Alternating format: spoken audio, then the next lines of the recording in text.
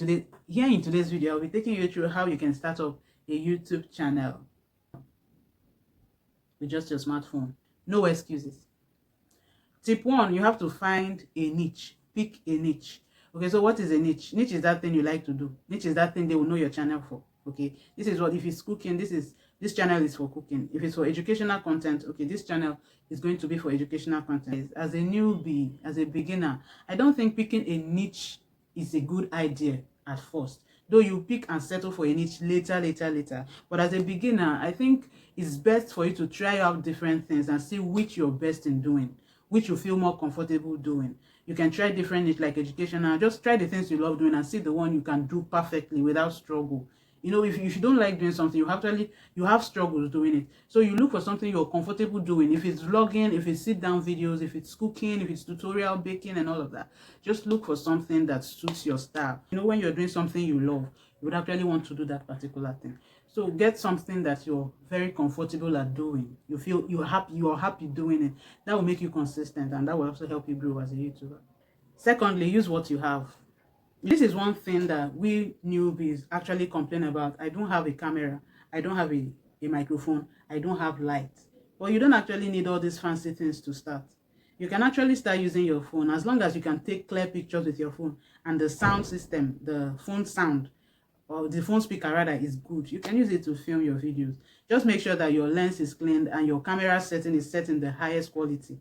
Okay, to give you a very good quality. I'm using a smartphone right now. It's not an iPhone. But a lot of you say, yeah, except you have an iPhone, before you actually know it's not. I'm not using an iPhone to film right now, but you're seeing me very well. Just make sure your lens, the lens of your phone is clean and your video is not blurred, because nobody wants to watch a blurry video.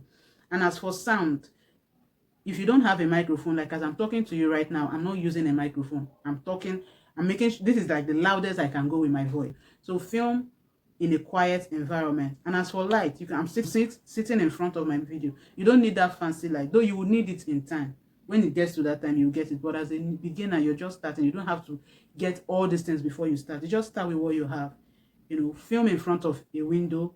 Make sure you're filming during the day where there is light, so people actually see the person talking to them.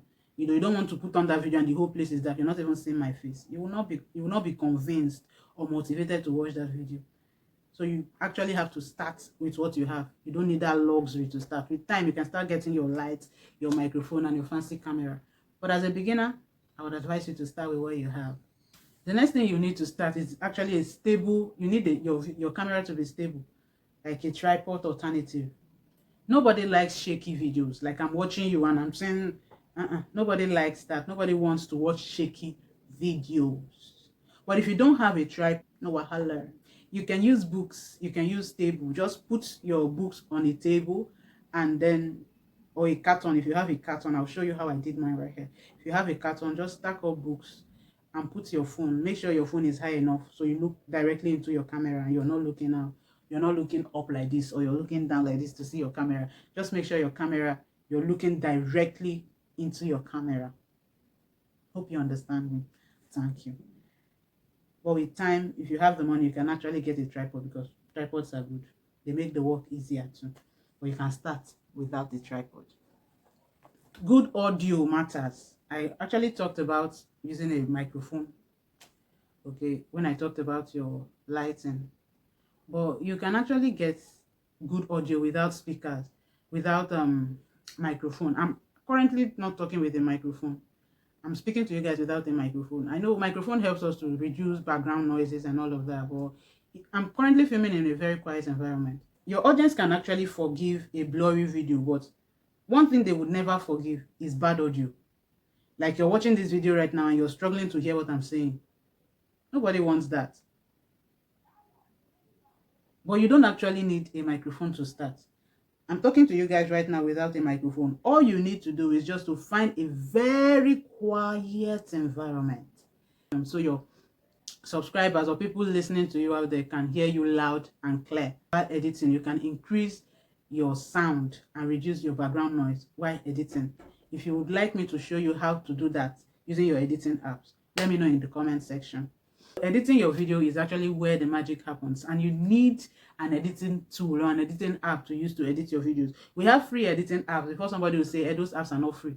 We have free apps that you can also in InShot. We have InShot, we have CapCut, we have VN, and so many other editing apps that you can use for free. Okay, the basic features that you need to edit your videos are actually free, except you want to maybe go pro, then you can subscribe and then use the pro version. But for InShot, CapCut, and VN, those are the three apps I use to do my video editing. The basic features I use, even the one I used to edit this video, they are all free. So what are you waiting for? Just get to it.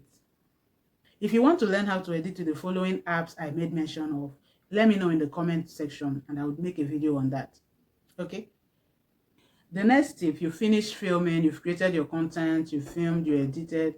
Now is to get an eye-catching thumbnail. I always emphasize on thumbnail. I know a lot of people will say, you always talk about thumbnail. It does not really matter. See, let me be honest with you. Before someone sees your video without a good thumbnail and clicks, it's either that person has watched your video before or that person is a subscriber. Ensure that your thumbnail is clear and very catchy. Start editing. It's time to upload. You just don't upload your videos anyhow. Right? Use good titles. Use good titles. Add relevant tags. Tags will help people find you.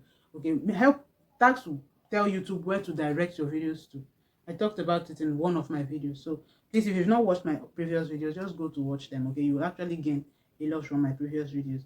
So adding the right tags will help YouTube to know people that they will push your videos to.